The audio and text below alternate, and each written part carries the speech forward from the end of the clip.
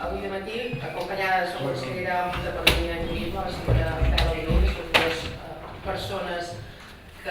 estudioses de la matèria que els anem a parlar avui de matí, el senyor Antonio RUIZ i el senyor Marià Carbonell, que després la consellera els hi presentarà amb més detall. La roda de premsa que fem avui és per anunciar-los que després de tot un seguit de treballs tècnics que, com dèiem, després els hi presentarem, tenim indicis més que significatius que apunten a una possible troballa arqueològica al subsol de Can Beigle. Se tractaria d'uns banys àrabs. Després de realitzar aquests treballs tècnics, aquestes exploracions geofísiques d'alta resolució amb el mètode de GEOFISICA, que ha fet el senyor Antonio RUIZ, s'han localitzat possibles estructures tipus murs, pous, aljucs, galeries, diferents serveis, i tota aquesta documentació ens fa pensar que aquí on està ubicat el casal de Can Beigle, que vostès coneixen perfectament, en el carrer de la Pau número 5, s'hi podrien trobar aquests banys àrabs, que serien els banys d'en Renovat amb el Bosc, que estaríem parlant del carrer dels 5 àrabs, del carrer dels 5 banys àrabs repartits en el llibre del repartiment. Amb aquests elements que tenim localitzats a dia d'avui i en la documentació històrica que s'està executant, entenem que ara s'enceta una nova full de ruta entorn a el que és la rehabilitació del casal de Can Beigle, i per tant la primera passa ineludible després d'aquests indicis molt accentuats evidentment serà la realització de les cates arqueològiques que ens puguin confirmar la troballa d'aquests banys àrabs. Vull recordar, com és prou conegut, que el Consell de Mallorca l'any 2010, gràcies a les inversions estatutàries, van poder adquirir aquest casal de Can Beigle per un valor d'1,5 milions d'euros, que aquest casal de Can Beigle va ser adquirit amb aquella idea de posar en valor el patrimoni d'aquesta terra,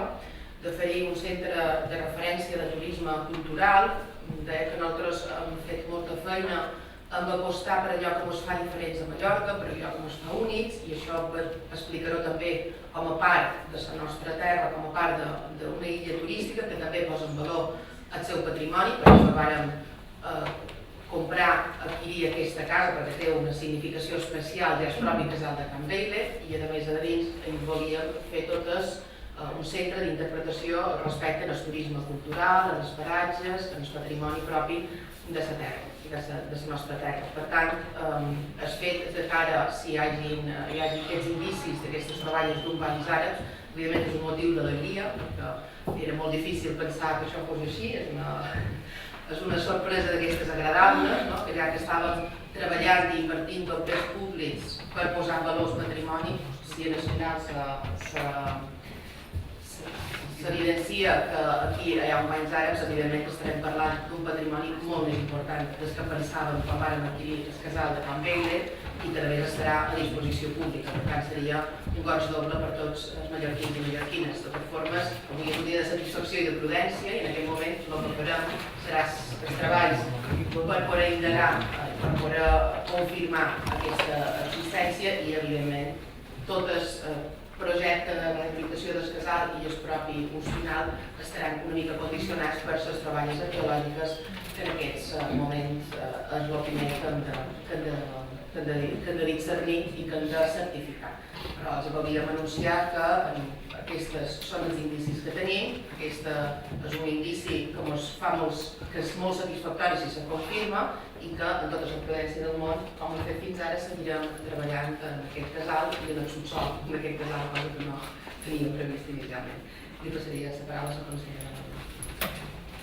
Gràcies, presidenta. Bon dia a tots. Bé, jo només comentar-vos que tot d'una després d'haver adquirit aquest casal van començar amb el projecte de reforma. Per això vam comptar amb la col·laboració inestimable i necessària tant de la Direcció General d'Habitatge del Govern i el seu director general com de la Direcció Insular de Patrimoni. Tots sabeu que estàvem xerrant d'un casal, una mostra d'esgòtic mallorquí,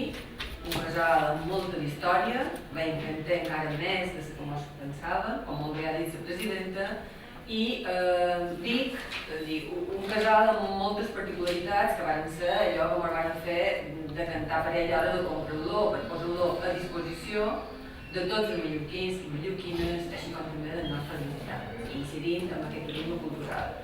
Vos comentava que amb aquest equip de feina d'habitatge del govern i patrimoni del Consell de Mallorca van començar aquesta tasca de reforma, sabent que teníem entre mans un edifici molt especial.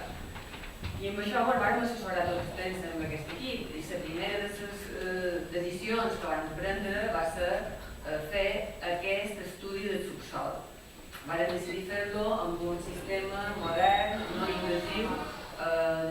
través de georadar, amb aquest element de georadar, que explora el subsol sense fer-lo malbé ni incididor. Llavors, també en el mateix temps, i també a proposta de la Direcció Insular de Patrimoni del Consell de Mallorca,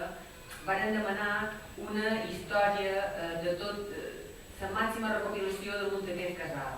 fer una recerca històrica, documental, de totes les històries d'aquesta casa, i amb aquestes també ho van comptar en la feina que van començar a fer el vell, el doctor Marià Carbonell, com per la part de georadar, amb el senyor Antonio RUIZ. De la feina d'aquestes dues parts, històrica, diríem, i la científica tècnica, després ens van confrontar i van veure que allò que s'havia trobat a la part de la part més tècnica, o tècnica, totalment tècnica, hi havia unes estructures en murs, en construccions, en cubetes, aljucs, també van trobar un refugi antiaeri, que ja també sabíem, aquest sí que ja no sabien que hi era, des de la Guerra Civil. Totes aquestes estructures, excepte el refugi antiaeri, que ja més o menys sabien de què se tractava, ho van confrontar en la recerca històrica que havia fet el doctor Carbonell. I d'aquí va sortir que possiblement ens trobàvem davant el que eren els banys àrabs de Renovat de Malbosc. Se tractaria possiblement dels 5 banys àrabs que tenim documentats des del repartiment i que corresponien en aquell temps en el bisbe. Això, evidentment, com també ha dit la presidenta, ens canvia la nostra fulla de ruta. Jo no vull dir que aturi la reforma, vull dir que seguirem ara un camí diferent, que jo crec que també és avançar, on estem a disposició totalment de tota la part tècnica. Si ha de començar fent cates, si ha d'haver excavacions, tota aquesta part arqueològica tan important, ens determinarà molta part d'aquesta reforma, en la idea també de posar-lo d'abast, per suposat, de tots els mallorquins, mallorquines i els visitants que venguin. Jo vull dir també la meva satisfacció personal i del nostre equip d'haver tingut aquesta sort, no només que jo crec que una sort, de portar aquest edifici, d'haver trobat això que hem trobat i de poder seguir amb aquesta història que ens fa sentir, no sé, jo crec que més mallorquins i estimar encara més el nostre patrimoni. Jo voldria, i pas ara la paraula ja, a les dues persones que han fet possible trobar aquesta certesa, o tenir aquesta certesa, que són el doctor Marià Carbonell, historiador de l'art, en primer lloc. Després, el senyor Antonio RUIZ, que serà la persona que també ens explicarà aquesta tècnica de georadar que ha usat per arribar a aquestes conclusions. Senyor Marià, si voleu, us podeu il·lustrar. Sí, moltes gràcies. Bé, com vostès saben, abans de qualsevol intervenció de rehabilitació o de reforma d'un vic o d'un monument de la categoria de Can Deiber, és necessària i preceptiva l'elaboració de diferents estudis tècnics i també un històric arquitectònic, naturalment.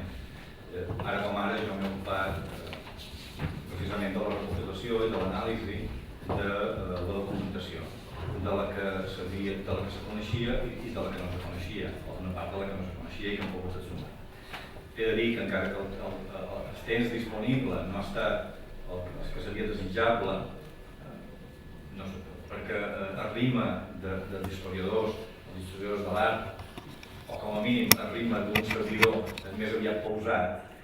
però així tot puc dir que l'experiència ha estat molt positiva i gratificant per dues raons. Primera, perquè la documentació exhumada ha estat molt abundant, i això assegura un recolzament més que suficient a l'argumentació que ara d'aquí poden desenvolupar. I en segon lloc, perquè ha deparat alguna sorpresa mayúscula. Així tot, a l'hora d'interpretar documents antics, sempre han de ser no prudents, sinó més que prudents. I ho dic com a investigador i com a professor universitari. I aquí el que ha de primar, naturalment, és el rigor científic. Val a dir que la història de la propietat d'aquesta casa no és senzilla, és complexa, perquè consten un mínim de 25 propietaris al llarg de 800 anys d'història. I,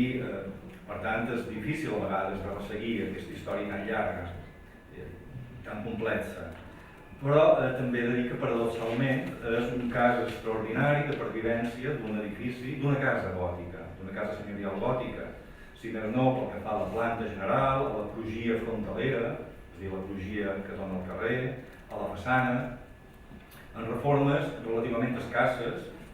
que van afectar sobretot espais secundaris o el pati i l'escala, que tot i així conserva la primitiva planta, llevat de la zona de l'escala, que és una petita una mica posterior, d'època barroca. Bé, resumint, per avançar una mica en el tema, jo crec que és important distingir en aquests moments el que documentalment és segur del que és hipotètic. Llavors, el que és segur en aquests moments, per mi, i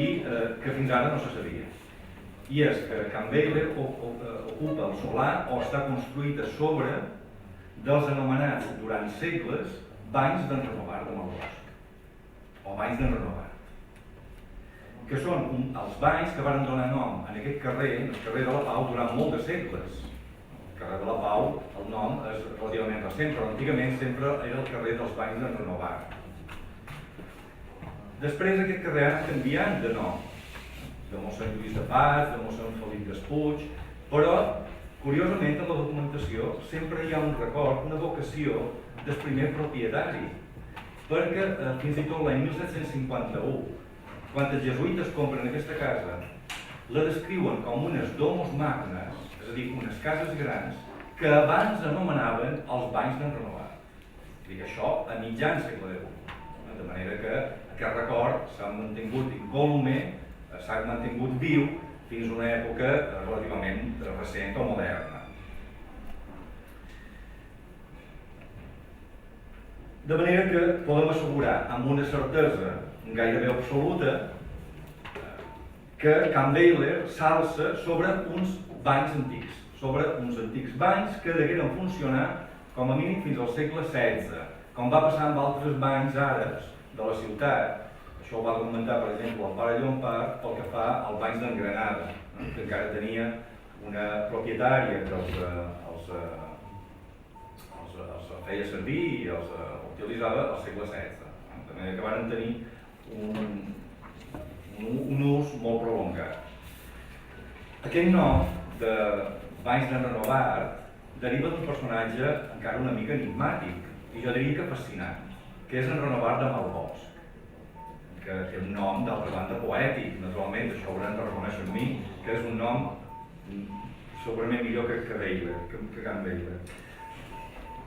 És un personatge documentat entre 1246 i 1282, del qual sabem que era mercader, inversor en terres i béns immobles, durant un temps, per exemple, va ser senyor útil de Cabrera,